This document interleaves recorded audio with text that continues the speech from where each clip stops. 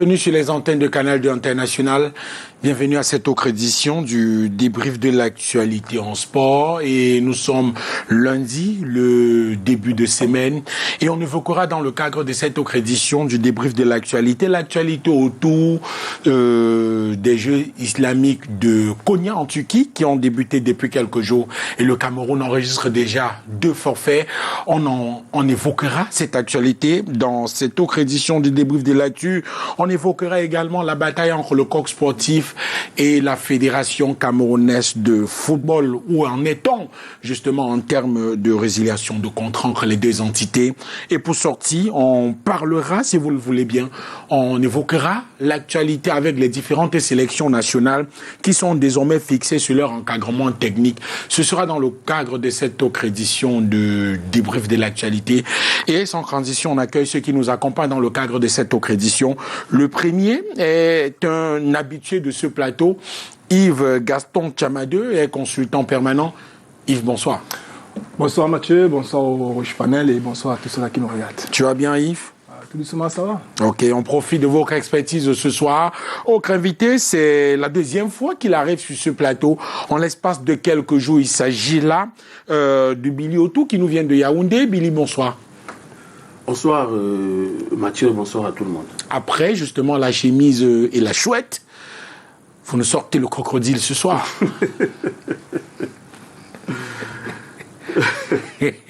Celle-là, vous ne l'avez pas vu venir, n'est-ce pas? Merci infiniment, Billy, d'avoir répondu présent. Autre invité ce soir, et c'est l'une des personnes pour lesquelles on évoquera le sujet autour du corps sportif et la Fédération camerounaise de football, justement parce qu'il est juriste.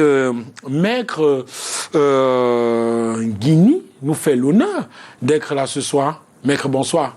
Bonsoir Mathieu, bonsoir à ceux qui partagent cette illustre plateau avec moi ce soir et bonsoir à tous les téléspectateurs. Vous allez bien, maître?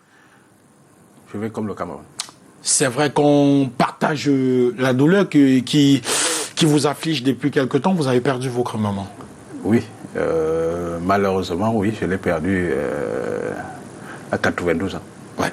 Bien qu'elle ait allait se reposer. Elle allait se reposer, bien qu'elle ait vécu tant de temps. La séparation est toujours un peu difficile, je m'en rends compte. Merci d'avoir bravé. Merci pour... Merci d'avoir bravé cette douleur et d'avoir répondu présent pour ce soir, maître. Bah écoutez, la vie continue. Ok. Monsieur, on s'intéresse rapidement à ceux qu'on considère comme les futurs cracks de demain. On parle là des jeunes joueurs binationaux ou encore camerounais qui évoluent du côté du championnat de France. Premier par en Ligue 1 de la nouvelle génération camerounaise, Kevin Keben de Toulouse, Carlos Baleba qui évolue avec la formation de Lille et Enzo Chato avec Montpellier. Bilou, je vous donne la parole sur le sujet. Ces 3 jeunes qui ont entre 18 et 20 ans, c'est véritablement l'avenir de la sélection nationale du Cameroun. Effectivement, c'est l'avenir de l'équipe nationale du Cameroun. Maintenant, même des catégories inférieures, parce que ne pensons pas toujours à l'équipe nationale A. Ouais. Il faudrait apprendre aux jeunes qu'avant d'arriver chez les Lions, il faudrait passer par les U20, par les U17, par les U23. Ça vous permet déjà de vous inculquer de la chose loin notable. Et ça fait que lorsque vous arrivez, vous connaissez déjà la maison et ça devient beaucoup plus facile en termes d'intégration. Donc, moi, je pense que les 3 jeunes dont vous avez cité tout à l'heure, c'est des excellents joueurs. Maintenant, ils sont encore jeunes. Essayons de voir ce qu'ils vont essayer de nous produire. Ils ont une très grande marge de progression. Je pense à Carlos Baleba, qu'on a vu évoluer ici avec l'équipe de football l'école de football des Brasseries, et qui est aujourd'hui du côté de Lille. Déjà, c'est étonnant de savoir qu'il fait déjà partie de l'équipe première. Parti en janvier, ouais. Et qu'il a disputé quelques minutes hier, je pense. Oui, voilà. 6 minutes. 6 minutes, c'est exceptionnel. Vous savez, généralement, ces enfants, ils ont du mal à rapidement appréhender le très haut niveau, parce que lorsqu'ils partent d'ici, on les envoie d'abord avec la réserve, comme ça a été le cas de Stéphane Biac. Il n'y a plus le temps d'adaptation, ça va directement. Ils arrivent avec la réserve une saison, parce qu'on fait encore la post-formation, et après on les jette rapidement dans le bain. Donc Carlos, de par tout son talent que nous connaissons, je ne suis pas surpris de savoir qu'il a pu disputer 6 minutes et qu'il est déjà avec l'équipe A. C'est aussi le cas pour Kevin Keben, que j'ai découvert sur la toile. J'ai essayé de regarder quelques vidéos. C'est un très bon défenseur central qui peut aussi jouer arrière latéral et milieu défensif. Donc ça veut dire qu'il peut parcourir tous les postes liés à la défense. C'est un bon jeune. Et après, comme j'ai dit, il a une bonne marge de progression. Il a 18 ans. continuons à observer et voyons déjà comment on peut faire pour le récupérer chez les U20. Et puis pour Enzo Tchato, c'est pas la surprise. Moi, je l'ai vu jouer avec les U20 lors de la dernière CAN U20 à Mauritanie. C'est un bon joueur. Aujourd'hui, il est à Montpellier. Il était titulaire. Il remplace valablement Yongo Bitolo. Maintenant, les sélectionneurs les regardent. C'est à eux de faire le travail. Yves, en 30 secondes. Oui, en fait, je pense que à chaque génération, ses réalités et, voilà, et son histoire. On a aujourd'hui des jeunes ambassadeurs du football, on va dire, du 237 en France.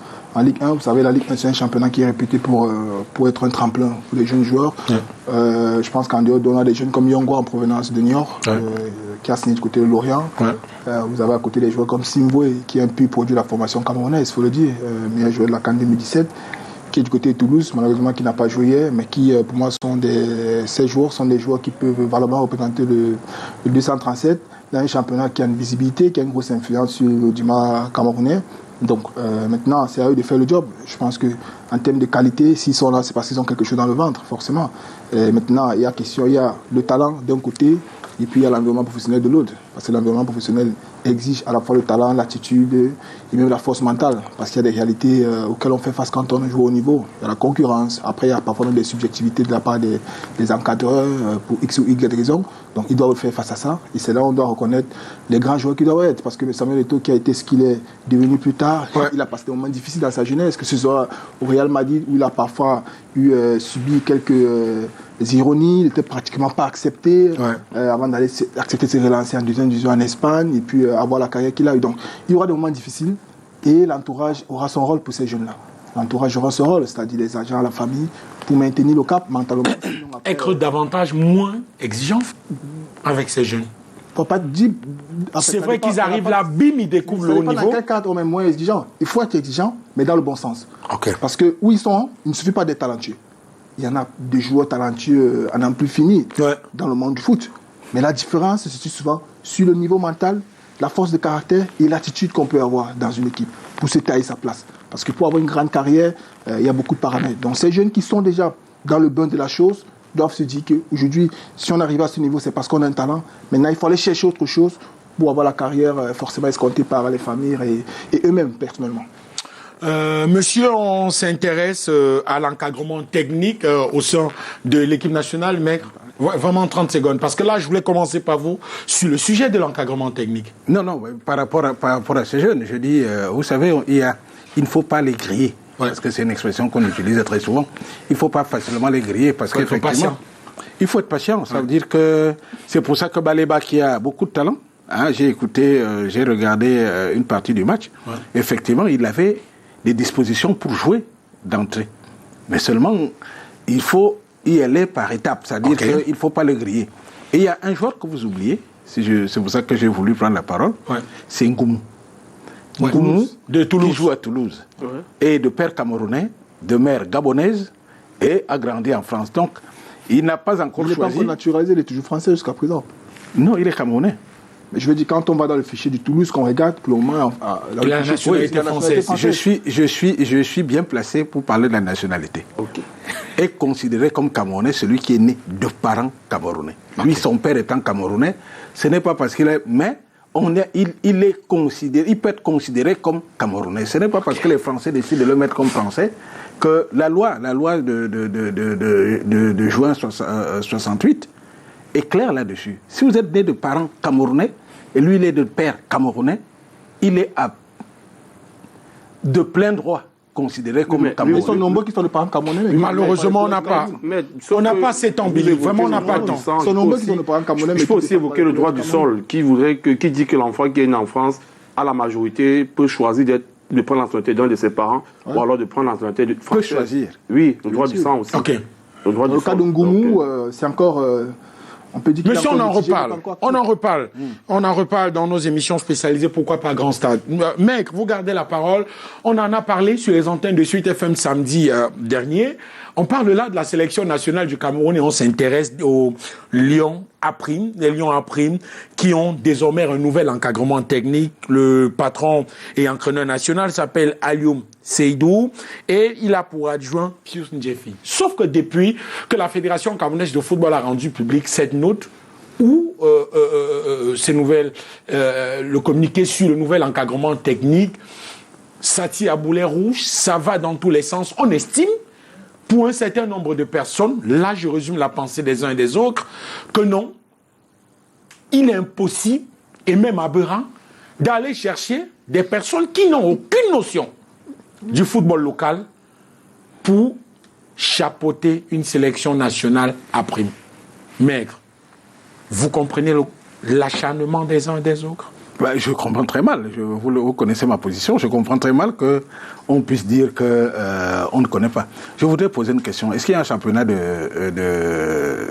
moins de 20 ans? Le foot jeune. Je pose la question s'il y a un championnat de moins de 20 ans. Je vous réponds de ma connaissance, le foot jeune. Oui, mais le foot jeune, c'est les 16 ans, 17 ans, 18 ans, machin. Vous savez que c'est par catégorie. Et quand vous regardez dans les autres pays qui sont soit-dit développés, encore plus développés en football, il y a une organisation qui est précise. Ça veut dire quand vous regardez un championnat de 15 ans, de moins de 15 ans, un championnat de moins de 17 ans, un championnat de moins de 20 ans. Et c'est là où on va puiser. Parce que pour moi, c'est une polémique inutile. C'est une polémique inutile. Il faudrait, parce que ce n'est même pas tout à fait normal, Alioune Sédou, même s'il n'était même pas camerounais, pourquoi il ne prétendrait pas être entraîneur? Le problème, c'est quoi? Le problème, effectivement, c'est que c'est les conditions. Ça veut dire qu'il remplisse les conditions, et ces conditions... Est-ce qu'il a la connaissance du football local, Maigre? Je vous parlais du football local. Est-ce qu'il est camerounais? Oui. Bien sûr. Est-ce que c'est parce qu'il vit en France qu'il ne peut pas venir au Cameroun et qu'il ne connaît pas? Parce qu'on est en train d'épiloguer sur des choses, chercher le sexe des anges. Le problème, en fait, est simple. Je connais des gens, et je crois que vous en connaissez également, je connais des gens qui vivent en France et qui sont pratiquement tous les 2 ou 3 mois ici. Et quand ils viennent, si c'est un footballeur, le jour, parce qu'il faut dire, notre championnat est fort heureux que le championnat ait commencé et qu'on ait commencé. On l'a joué pendant combien de temps? Peut-être pendant 3 mois. C'est vous qui vous y connaissez mieux que moi. Peut-être pendant 3 mois. Et en 3 mois, vous êtes sûr que Alioune Sédou n'est pas arrivé au Cameroun, a vu 3, 4, 5 matchs? Ça veut dire qu'il est camerounais. Pourquoi veut-on dire que parce qu'il vit en France, il ne remplit les conditions qui sont nécessaires et indispensables? C'est est-ce qu'il a les diplômes requis? Est-ce qu'il est entraîneur? Je crois qu'il a entraîné un club. Entraîneur adjoint. En Turquie. En Turquie.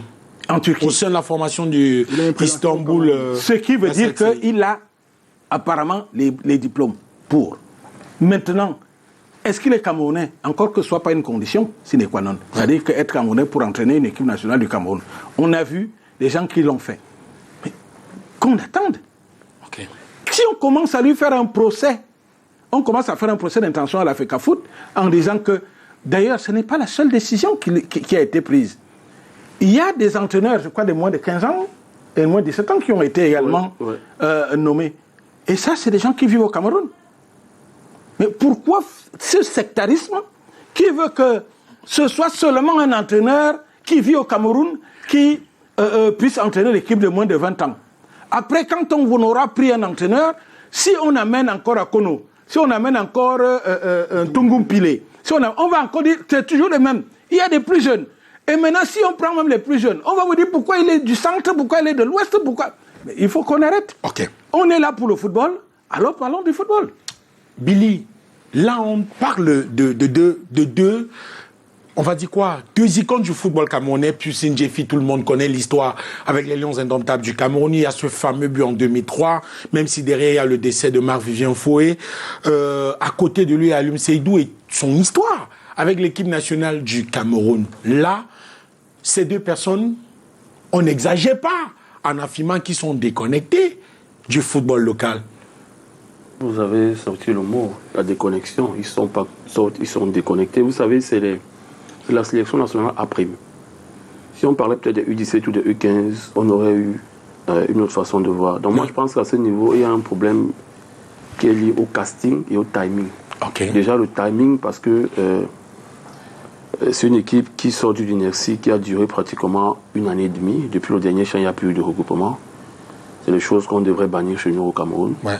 Et puis rapidement, comme ça, on prend 2 entraîneurs qui vivent de l'autre côté, qui sont déconnectés de la chose. Ouais. Alors je pense qu'on aurait pu on aurait dû prendre des entraîneurs sur le territoire, les nommer là-bas, connaissant déjà les joueurs parce qu'ils sont au quotidien avec eux. Ça aurait été facile pour eux de faire des listes. Ou alors, on fait comme ça a souvent été le cas. Rigobert Song, il est arrivé, on lui a adjoint un entraîneur, c'était Agbo Ernest, oui, qui connaissait Camille. L'autre est arrivé à Aroga. À Aroga, on a adjoint Ndoumbe Bosso, qui lui connaissait le championnat. C'est comme ça, en fait, que ça se passe.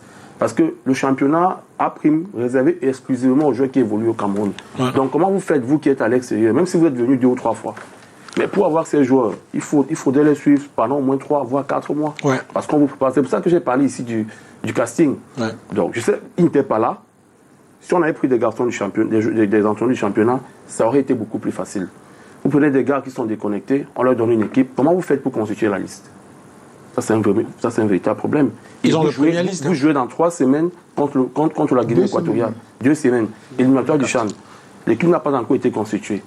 La dernière équipe du CHAN, vous ne pouvez plus vous appuyer sur cette équipe parce que les garçons, il y en a qui sont, les bons garçons sont partis, il y en a qui n'ont plus le même état de forme. Donc il faut refaire tout à zéro. Dans tous les cas, il y aura une nouvelle génération. Oui, moi je pense que généralement la nomination, c'est la compétence et la récompense. La compétence, ils en ont, ok, mais on la récompense aussi, on sait que c'est des récompenses parce que c'est des anciens lions. Ouais. On voit un peu ce qui s'est fait. Je ne vais pas faire un procès pour la fédération à ce niveau. C'est normal, le football aux footballeurs, c'est leur slogan qu'ils avancent avec. Mais au moins, c'est à ce niveau-là. Si vous dites qu'il y a un championnat qui s'est bien déroulé, au vu de ce qu'on a vu lors des playoffs, au moins, ça quelque part, il faudrait au moins récompenser ceux qui ont concouru à ce que ce championnat se déroule bien sur le plan technique. Donc, on aurait dû prendre des entraîneurs locaux, leur donner cette équipe, ou alors au moins, Alioum Seydou, principal, adjoint, un entraîneur du terroir. Je n'ai pas de nom précisément ou je n'ai pas de problème contre ces personnes-là. Et moi, le souci se situe beaucoup plus au niveau du casting. Yves Tchamadou, malheureusement, on n'a pas 7 ans, il reste 2 semaines. L'urgence est là. Non, mais c'est clair. Je pense qu'il y a une question de casting, de timing qui se pose. C'est-à-dire que vous, si vous êtes déconnecté de la chose sur le plan local, il va être forcément difficile. Après, nous sommes dans un village planétaire. C'est qu'un entraîneur camerounais peut aussi exercer ailleurs. Peut-être sans connaître la réalité. À côté de ça aussi, il y a le fait que c'est les entraîneurs qui certes sont qualifiés, parce qu'il faut dire qu'ayant discuté avec un ancien lion de la génération de Seydou, il a reconnu que c'est l'un des rares et des premiers à avoir eu ses diplômes après avoir arrêté sa carrière.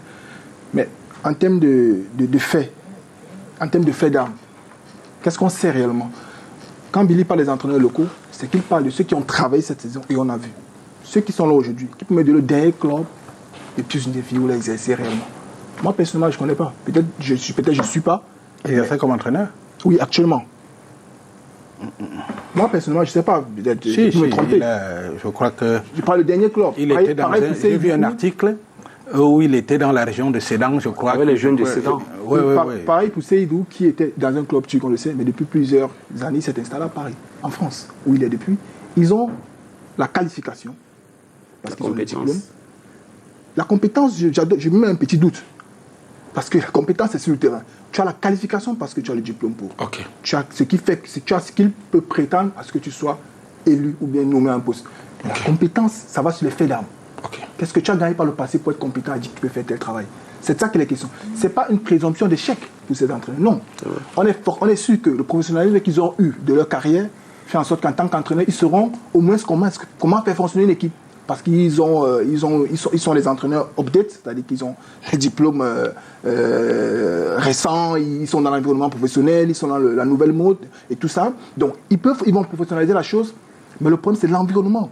Ils viennent d'un environnement pratiquement qui sera nouveau pour eux, en termes de détection. Et quand on revient sur le timing, on se dit qu'on n'a que 2 semaines. Donc si jamais ces entraîneurs nommés, à qui je souhaite d'ailleurs félicitations et bonne chance pour le nouveau challenge. Parce qu'on sait que le CHAN reste quand même comme le tendon d'Achille du football au Cameroun, parce que c'est une compétition dont on n'a jamais joué une finale. Donc on a l'étoffe. Oui, ça reste une compétition qui est comme un mini-piège pour le football camerounais. Donc c'est pour dire que si ces entraîneurs qui sont nommés là n'ont pas un point focal sur le plan local, parce que dans leur staff, on voit qu'il y a, je pense, Nassi Tinke, lui-même aussi qui est dans ce staff-là, il est parti du Cameroun, il travaille avec le Soudan. Il n'était pas au Cameroun. Mais ces derniers temps, il a organisé des séminaires de formation justement sur la prise en charge. Donc si ce staff-là n'a pas un réel point focal, un point d'ancrage au Cameroun, qui peut aider dans la sélection des meilleurs locaux et à exercer au Cameroun, il va être compliqué pour eux. On pourra se retrouver dans un résultat des sélections subjectives. Rappelez-vous, petite anecdote avec le Kantungu. Quand il vient chez les Aprim, quelle est la raison qu'on évoque?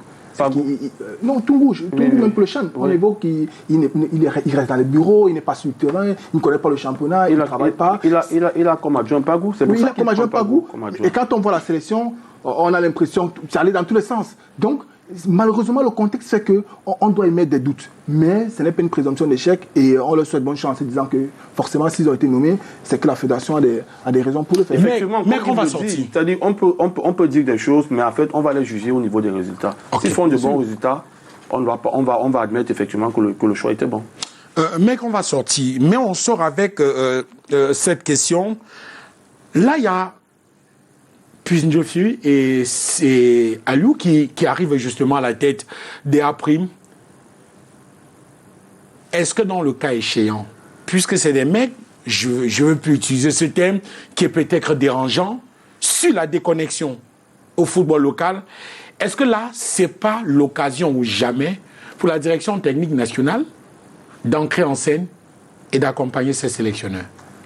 Moi, je ne voudrais pas qu'on fasse des procès à ces personnes. Personne ici ne peut certifier que Alioum Sédou et Ndjefi n'ont pas vu des matchs du championnat camerounais. Personne ne peut le certifier. On se base sur le fait qu'ils vivent en Europe. Alors que très souvent, il y a quelqu'un qui a expliqué samedi que Alioum Sédou, il a rencontré personne. Et puis, dites-moi, je ne sais pas s'il y a des entraîneurs qui ont les dons d'ubiquité. Vous ne pouvez pas regarder un match à Yaoundé et regarder en même temps à Douala et me regarder en même temps à Limbe ou à Bafoussam. Ce qui veut dire que il est illusoire pour moi de dire que pour qu'on soit entraîneur, il faut à tout prix qu'on soit connecté. Connecté à quoi? C'est-à-dire quoi? À la réalité. Pardon? À la réalité. Mais la réalité, on l'a. Le championnat s'est joué en 3 mois. Et je vous dis, personne, sauf à vouloir, personne ne peut dire que Sédou n'a pas vu un match. Ok. Et même, si vous permettez, il y a une direction technique nationale. Parce que quand M. Tchamadou dit que, je ne sais pas, que c'est une sélection subjective, je crois. Subjective? Oui, que c'est subjectif la sélection. Mais par essence... J'ai bien précisé ceci, qu'il sera facile d'avoir des choix subjectifs et c'est l'argument qu'on pourra beaucoup utiliser vu le contexte. Effectivement. Mais ce que je veux dire... Mais ce n'est pas, je dis bien, ce n'est pas... Une sélection est par essence subjective. Ok. Par essence. Ça veut dire quoi? Ça veut dire que mes choix ne peuvent pas être les vôtres. Ni ceux de Billy, encore moins ceux de M. Tchamadou. Super. Ce qui veut dire que le choix est par essence subjectif. Ce qui veut dire qu'il y a une direction technique nationale qui se devrait, si elle marche normalement, d'avoir des données. Et un entraîneur, il faut savoir comment ça fonctionne. Je suis entraîneur, je peux appeler l'entraîneur de l'Union. Est-ce que vous avez un jour à me proposer? Ok. C'est très souvent comme ça. Vu sur cet angle, je crois que le patron... Parce qu'il m'est difficile de voir tous les matchs, de voir tous les hommes. Éviter l'histoire de... Je t'appelle, est-ce que tu as vu un joueur? Billy, je vous en prie, malheureusement, on n'a pas le temps. Je vois que, vu sur cet angle, le président de la Fédération camerounaise de football a raison et a eu raison justement de nommer ces nouvelles personnes. Mathieu, on n'a pas le temps. 5 secondes. Vraiment, on parle du coq sportif derrière. Tout à l'heure, Billy parlait d'une question de génération. C'est une bonne chose de donner la responsabilité à ces anciens joueurs, surtout ceux de la génération 2000. Mais il faut savoir une chose, c'est un couteau à double tranchant. Parce que je prends l'exemple de U17. Rien ne peut justifier le limogeage d'Anissé Bagafoué. Qui n'a joué aucun match. Qui n'a joué aucun match, qui n'a participé à aucune compétition et qui n'a fait plus d'aucun bilan pour le limoger. C'est tout simplement une question de récompense, comme l'a dit. Bon, il n'est pas de la génération 2000. Non, désolé. Il y a la génération 90, la génération 2000. Et c'est pour ça qu'aujourd'hui, on ne va pas être... Vous faites un procès d'intention, là. C'est pour ça qu'on ne va pas être tant s'il n'y a pas de... Vous faites un procès d'intention. Non, mec. Est-ce qu'Anissé Bagafoué entraîne une équipe? Oui, les Astres. Mais s'ils entraînent les Astres, est-ce qu'il ne serait pas logique de dire où on les laisse aux Astres, où on met à l'équipe nationale? Okay. Est-ce que ce ne serait pas gênant? Vraiment, c'est un autre débat. Non, c'est un choix. La fédération a décidé tous les entraîneurs, que les entraîneurs nationaux aujourd'hui ne seront plus en club. C'est un choix, oui, voilà. Merci, monsieur. Merci. Je vous en prie, pas tous ensemble. On va sortir du sujet et on s'intéresse à la bataille entre la Fédération camerounaise de football et le coq sportif.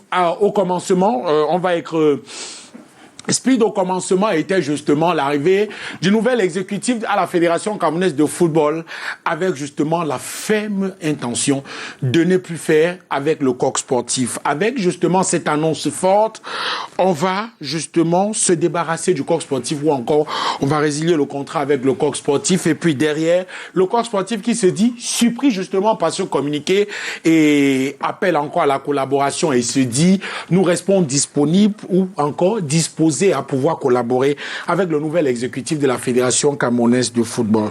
Chemin faisant, la Fédération camerounaise de football va justement annoncer là qu'il y a l'appel d'offres pour avoir un nouvel équipementier pour la prochaine phase finale de la Coupe du Monde.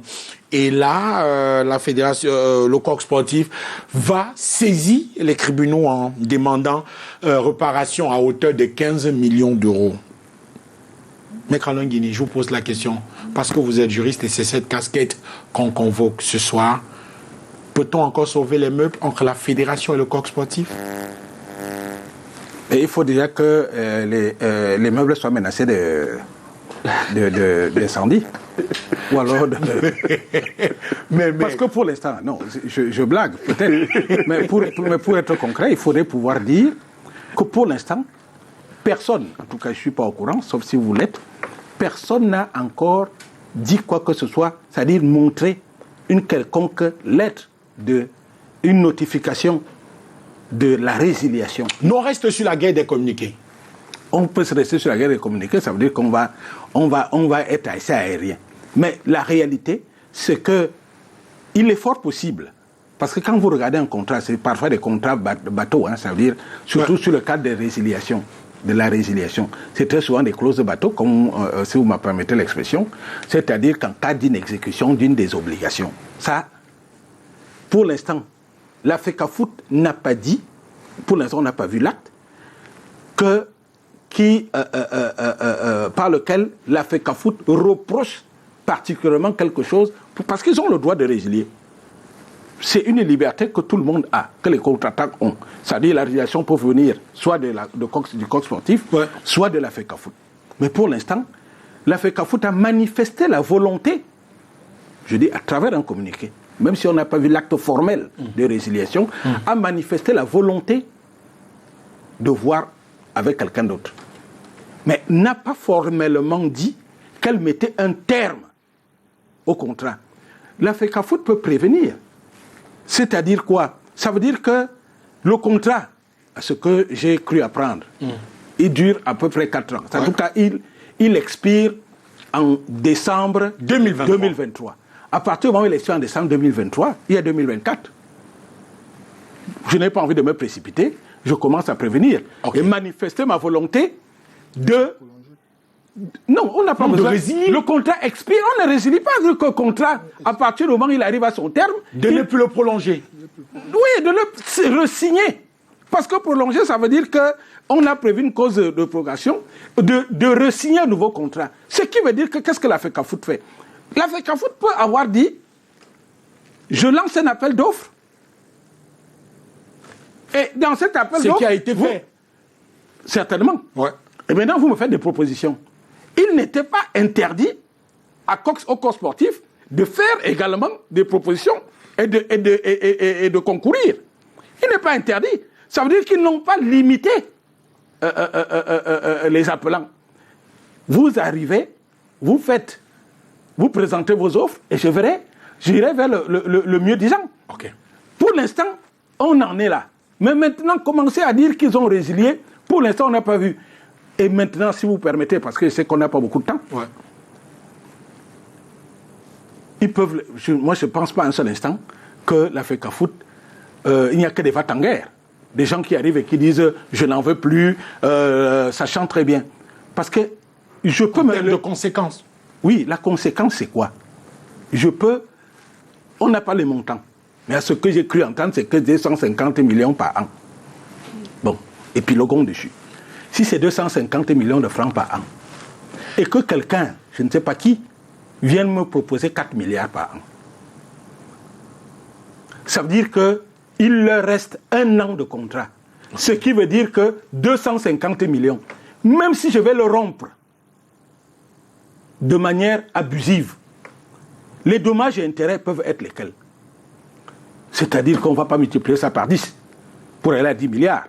Ce qui veut dire que entre 200, j'ai dit qu'on est en train de faire... Allez-y. On est en train, ça veut dire que les 250 millions que je devais payer, et l'autre me donne 4 milliards, ça veut dire qu'il est évident que si on me condamne à des dommages et intérêts, ça n'arrivera jamais à 4 milliards. Okay. Ce qui veut dire que la FECAFOOT reste... Mais là, on est en train d'épiloguer. Maintenant, on ne sait pas si... Parce que c'est des contrats synalagmatiques, c'est-à-dire quoi? Ça veut dire que des obligations réciproques. Et si une des parties ne respecte pas ces obligations, vous avez... Pardon? Un contrat à la loi de deux parties. Voilà. Ces obligations, si vous ne respectez pas vos obligations, je suis en droit de rompre. Okay. Ça veut dire que le juge appréciera, c'est-à-dire que celui qui sera saisi, le juge appréciera effectivement si les raisons que moi j'invoque sont valables ou pas. Mais je vous dis, par rapport au montant, si le montant est vraiment ce qu'il paraît être, c'est-à-dire ce qu'on en dit, et que je crois que les autres peuvent proposer plus. Moi, ce qui me fait, je finis là-dessus si vous permettez, ce qui me fait croire que les autres ont quelque chose à se reprocher, c'est de dire, je veux poursuivre la FECAFOOT et je veux poursuivre tous ceux qui vont postuler. Ou alors celui qui va gagner. Sur le fondement de quoi? Juridiquement. C'est une forme de menace. Mais sur le fondement de quoi? Ça veut dire que vous avez quelque chose à vous reprocher. Parce que quand vous poursuivez la FECAFOOT, c'est avec la FECAFOOT que vous êtes poursuivez le prochain équipementier. Pourquoi vous n'êtes pas lié au prochain équipementier? Je ne sais pas s'il y a une clause d'exclusivité qui fait que, même si vous avez une clause d'exclusivité, mais c'est un contrat qui lie deux personnes. Okay. Pourquoi vous allez poursuivre un tiers? Ok. Yves Tchamadeu, on va rester sur la thèse de Maître Alain Guigny en évoquant le fait que là, la Fédération camerounaise de football n'a rien à se reprocher dans la mesure où ces différentes sélections nationales continuent à porter les maillots estampillés le coq sportif. En fait, je pense que n'étant pas juriste, je ne vais pas m'azaler à faire des analyses techniques sur l'aspect juridique de ce problème actuellement. Ouais. Mais je pense qu'il y a des observations basiques qu'on peut faire sur ce contrat. La première chose, c'est en tant que profane de la chose, il faut d'abord prendre connaissance du contrat lui-même pour épiloguer sur une analyse par rapport à cette rupture qui semble unilatérale par la Fédération camerounaise de football. Il faut prendre le contrat, il faut bien le lire. Après, je pense que dans tous les contrats, il y a toujours une partie liée en cas de résiliation. Les éléments qu'il faut respecter en cas de résiliation. Il faut aller voir si la Fédération est dans son droit après avoir lu cette partie. Mais sauf que, à côté de ça, la question que je me pose d'une manière un tout petit peu rocambolesque, c'est de savoir comment est-ce que la Fédération, qui est dans l'attitude de résiliation avec le coq sportif, continue d'aborder la tunique coq sportif à travers ces sélections. Je pense que ça va un peu, ça crée un peu une sorte d'embroglio en termes de compréhension. Ouais. Après, quel est l'acte de résiliation rendu public par la Fédération d'une manière officielle? On a eu un communiqué du président de la Fédération. Est-ce que ce communiqué peut servir d'acte de résiliation? Le secrétaire général, qui est un avocat. Le secrétaire général, est-ce que ce communiqué peut servir d'acte de résiliation d'un contrat d'une manière unilatérale? C'est la question qu'il faut se poser. Est-ce que c'est dans un cadre de préavis? Vous savez, dans un contrat, même quand on veut résilier, il y a toujours un préavis qu'on donne au contractant. Il y a toujours un préavis. Quelle est la durée de ce préavis sur le contrat? Est-ce que c'est de 1 an? Est-ce que c'est de 6 mois? Parce qu'il faut bien se dire, peut-être c'est une intention de résiliation que la Fédération a lancée comme ça, envers le partenaire coq sportif, pour préparer à ce que dans 1 an, on ne pourra pas proroger, selon ce que le contrat, parce que tout va toujours de ce que le contrat dit. Donc il y a un ensemble de choses qu'il faut vraiment maîtriser, connaître, pour se jeter à l'eau de savoir si la Fédération est dans son droit ou pas par rapport à ce communiqué-là. Malheureusement, personnellement, je ne l'ai jamais lu. Je ne sais pas s'il a été rendu public un jour. Donc on va peut-être ça rime à Kadjimet Guigny, parce que c'est quand même la personne ressource en ce qui concerne sur le plan juridique. Sur le plan juridique, ce plateau-là. Mais on sait quand même de toute façon que voilà, ça semble un peu bizarre de voir que d'un côté, tu veux résilier de l'autre côté, tu abordes toujours les couleurs ou encore la tenue de l'équipementier qui est sportif. Billy, on sort du sujet en crédibilisant la thèse. Sorti du sujet, maître, à quoi dire apparemment avec vous dites Non, derrière on parle du comité national olympique et sportif du Cameroun. Non, ce que je voulais dire pour répondre à M. Tchamadé. Mais si Billy pouvait réagir avant, et derrière on sortirait avec vous. D'accord. Billy, là, on sort de la CAN au Maroc, les filles avec le coq sportif. Là, on a les grands enjeux qui arrivent là, on ne semble pas percevoir un autre équipementier habillé nos différentes sélections nationales. C'est vrai que pour les Jeux Olympiques, c'est l'équipementier officiel du Comité national olympique et sportif du Cameroun. La fédération, en allant dans le sens de Maître Alain Guigny, a menacé le corps sportif en disant si là vous ne faites rien, là on va dans un an, dont le 31 décembre 2023, on va tout arrêter. On peut rester sur cette logique et sur cette analyse. Non, je ne pense pas qu'il y a une menace de la fédération. La fédération a commis un communiqué dans lequel elle a précisé que la collaboration avec le corps sportif va s'arrêter après la CAN féminine. Et puis après, elle a lancé un appel d'offres. Dans un communiqué, elle a lancé l'appel d'offres, elle a défini des critères. Et récemment, elle nous a fait savoir que la fédération vient communiquer qu'il y a 3 équipementiers sponsors. Avec sa shortlist. Équipementiers sponsors qui ont été retenus. Et au cours du prochain comité exécutif, elle nous fera savoir lequel des 3 équipementiers a été retenu. Et c'est avec elle qu'elle va composer. Donc maintenant, je ne sais pas. Pour le mondial au Qatar. Pour le mondial au Qatar, probablement. Maintenant, vous savez, nous sommes dans le monde des affaires.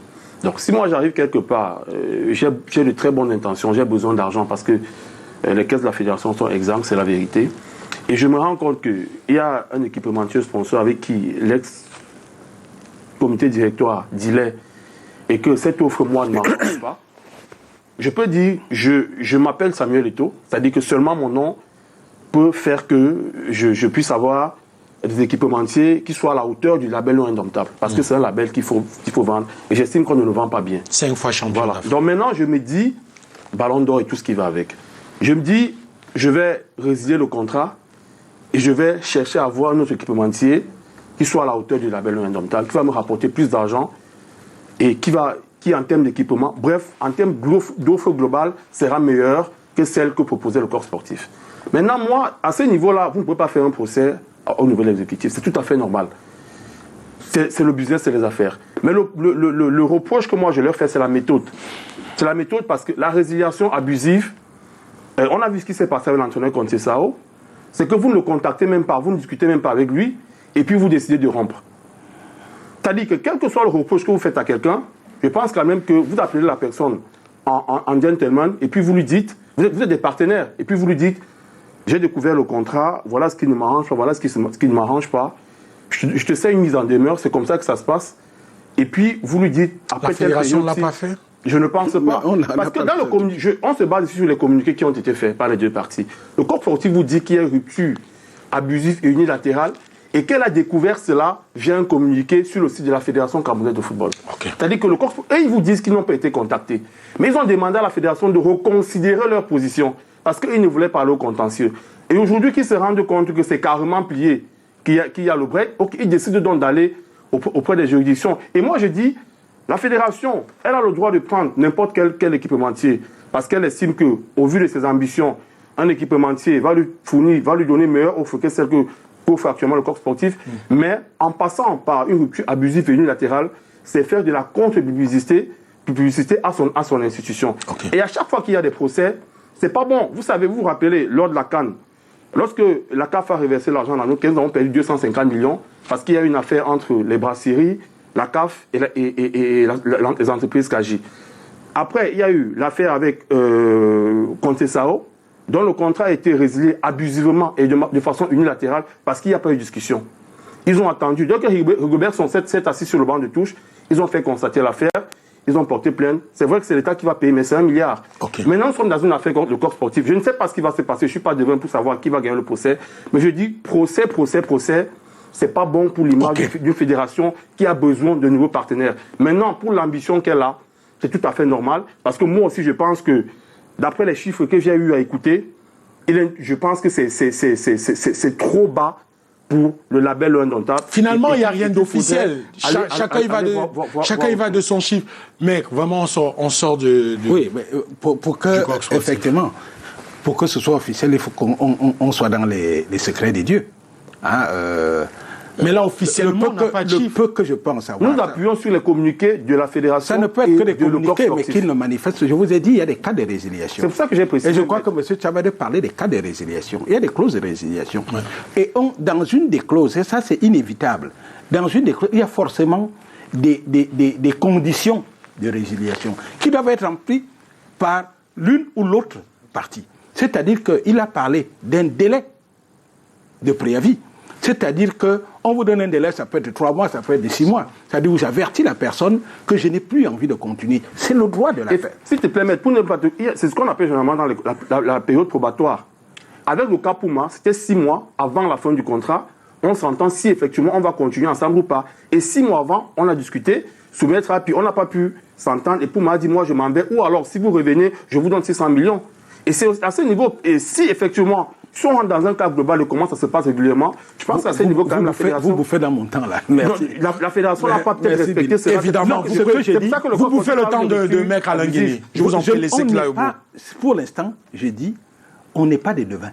On spécule. Je suppose, on fait que oui, parce qu'on a pas le contrat. On ne peut pas savoir, effectivement, s'il y a eu résiliation. Parce qu'on vous dit, quand il y a résiliation, il peut y avoir eu ce qui est tout à fait, et qui pourrait être conforme au contrat, c'est-à-dire qu'un délai de préavis en disant « je compte ne pas continuer, je rentre dans mon délai ». Je me dis, ce n'est pas pensable un seul instant. La FECAFOOT est quand même entourée de juristes compétents. Vous ne pouvez pas arriver comme ça, comme un éléphant dans un magasin de porcelaine, commencer à tout écraser parce que vous êtes Samuel Eto'o. Parce que le problème, c'est qu'on a envie... Ils ont dû mesurer les conséquences. Attendez, c'est ce que dit le corps sportif. C'est pour ça que j'ai dit que c'est... Oui, ce que dit le Billy, je t'en prie, mec, on va sortir parce qu'on parle du comité olympique et sportif derrière. N'est pas forcément la fédération vérité. Ne communique pas aussi là-dessus. Elle ne dit pas ce qu'elle reproche clairement au corps sportif. Billy, le problème, c'est que quand je suis avocat, oui, moi je suis le plus piètre des avocats, je vous le conseille. Mais je dis, j'ai des techniques, c'est-à-dire de défense. Vous croyez que quand j'ai un procès, je vais commencer à aller voir la partie adverse, commencer à dire voilà ce que je vais vous donner? Il y a une stratégie de défense. Okay. Et vous n'allez pas forcément dire aux gens, si vous allez en justice, moi j'ai mes éléments. Peut-être qu'ils ont communiqué avec le co-contractant. Et c'est ce que le co-contractant ne peut pas vous dire. Mais je ne pense pas un seul instant, une minute s'il vous plaît, je pense pas un seul instant, c'est tout ce que je vous donne. Je ne pense pas un seul instant qu'avec les personnes qui entourent les membres de la fédération, qu'ils soient venus arriver comme ça, dire je suis Samuel Eto'o, je ne sais pas pourquoi on mise tout d'abord sur ce jeune homme, que je suis la FECAFOOT, alors j'ai envie de résilier pour qu'on dise. Je veux dire, pour revenir à ce que vous dites, il y a le cas de Rigobertson. Très honnêtement, je ne sais pas si vous êtes économiste, moi je ne le suis pas. Le fait que le Cameroun se soit qualifié en ayant résilier le contrat avec Conceição. Même si, parce qu'il faut le dire, on a la FIFA, avec possibilité de voie de recours, a demandé à ce qu'on verse 1 milliard, je crois, c'est ce que je lis dans les réseaux sociaux. Vous croyez qu'en termes d'impact et de ce que ça pourrait donner, vous croyez que ça vaut 1 milliard? Le fait que fait qualifier l'équipe du Cameroun au niveau de l'impact, même économique. Vous croyez que ça vaut 1 milliard? Okay. S'il faut résilier et payer 1 milliard et récupérer 5 milliards, moi je suis partant. C'est pour ça que j'ai dit, pour le contrat avec Corps Sportif, il n'y a pas de raison personnelle pour qu'on résilie ce contrat. Je dis bien personnel, soit entre Eto'o et les autres. Je dis, c'est du business. Ça veut dire que c'est du business. Si vous me donnez une somme qui ne correspond pas à ce que je suis en droit de le rompre.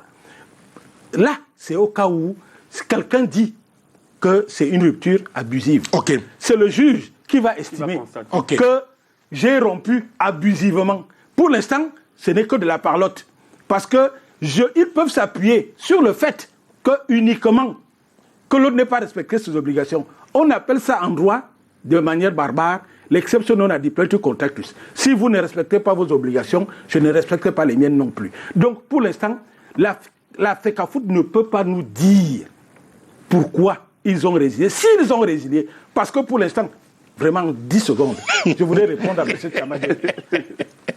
Le contrat n'est pas résilié, donc ils peuvent continuer à porter. Et même si vous lisez ce contrat, parfois, avec les équipementiers, il y a des clauses qui prévoient que quand le contrat expire, je peux, parce que j'ai un stock. Oui, mais j'ai un stock.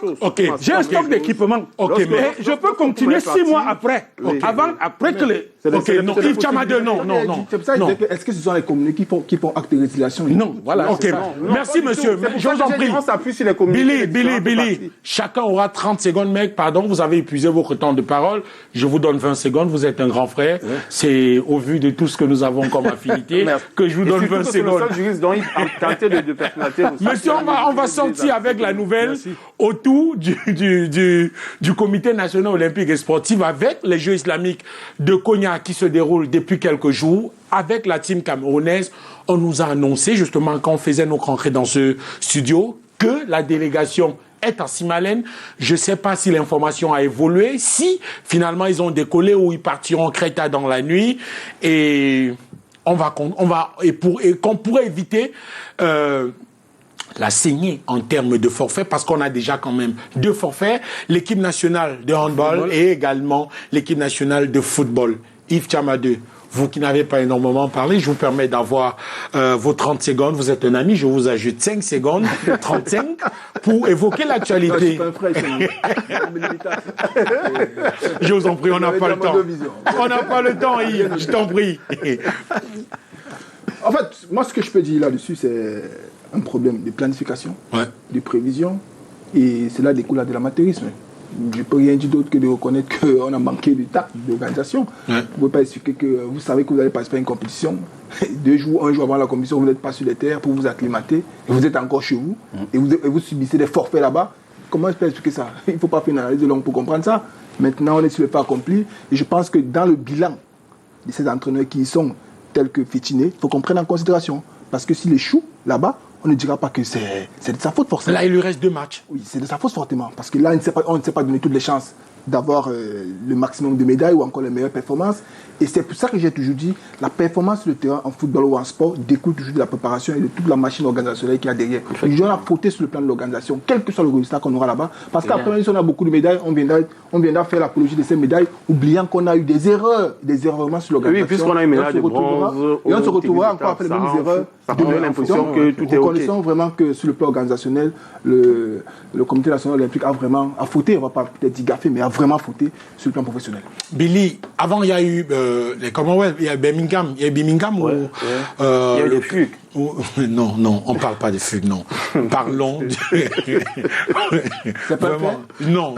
Vraiment, ce soir, ne gâtons pas la fête. Elle est déjà assez morose avec la succession de forfaits. Flash ne figurera pas sur toi. Ben là, Flash revient toujours. Après Birmingham, là, il faut tout faire pour essayer de laver la fronte dès que la team camerounaise va arriver. Oui, mais vous lavez la fronte comment? C'est vrai que tu disais tantôt que Sarah Anfo a remporté une médaille en bronze. J'ai une médaille pour le Cameroun, mais ça veut pas dire que tout se passe bien. Vous savez, cette compétition a été reportée parce qu'elle aurait dû se tenir l'année dernière. Donc ça fait 1 an qu'elle a été reportée. Le Cameroun savait qu'il allait participer à cette compétition. Moi, Kalkaba Malboum, qui est le président du CNOSC, est le premier vice-président de la Fédération sportive islamique.